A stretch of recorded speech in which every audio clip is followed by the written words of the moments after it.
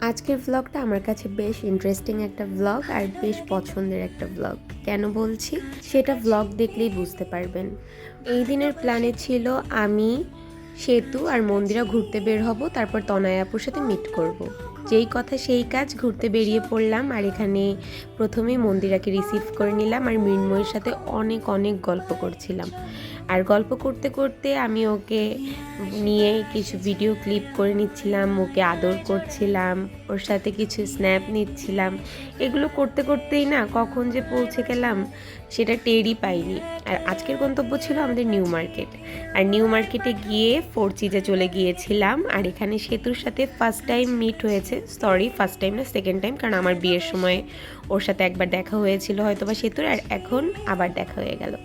আর আমি মোটামুটি মৃন্ময়ীকে খুব জ্বালাচ্ছিলাম, কারণ ওর সাথে অনেক দিন পর দেখা হয়েছে, সো ওকে আমার আদর করতে হবে। আর সেতু এখানে বসে অনেক গল্প করছিল, মানে আমি আর মন্দিরা গল্প করার চেয়ে সেতু অনেক গল্প করতে ভালোবাসে। মানে ও একবার কথা শুরু করলে সেই কথা আপনার শুনতেই হবে, প্লাস ও সেই কথা শেষও হবে না, আর উল্টো আমাদেরই চুপচাপ থাকতে হবে এরকম।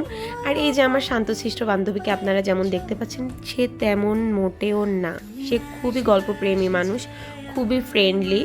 আর ও যেহেতু আমার ছোটোবেলার বান্ধবী, এর জন্য ওকে নিয়ে আমার আলাদা করে বলার মতো কিছু নেই।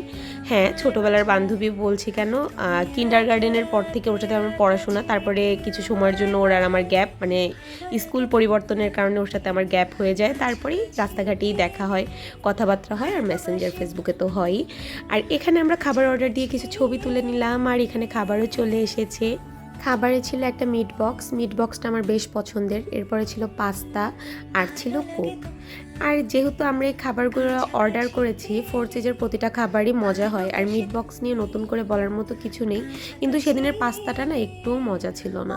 আর এখানে সেতু বলছিল, দেখ আমি এই প্লাস্টিকের চামচ দিয়ে খেতে পারছি না। আমি বললাম, নে তুই একটু ভালো চামচ দিয়েই খা, আর আমি ওর প্লাস্টিকের চামচটা দিয়ে খাচ্ছি। যাই হোক, আমি খেয়ে দেখলাম যে আসলে ওটা মোটামুটি অ্যাভারেজ, মোটেও তেমন একটা বেশি ভালো ছিল না, মিট বক্সটাই ভালো ছিল। ওগুলো খাওয়ার পর থেকে আমাদের অবস্থাও তেমন ভালো নেই, কারণ আমাদের মুডটাই নষ্ট হয়ে গিয়েছে ওই পাস্তা খাওয়ার পর।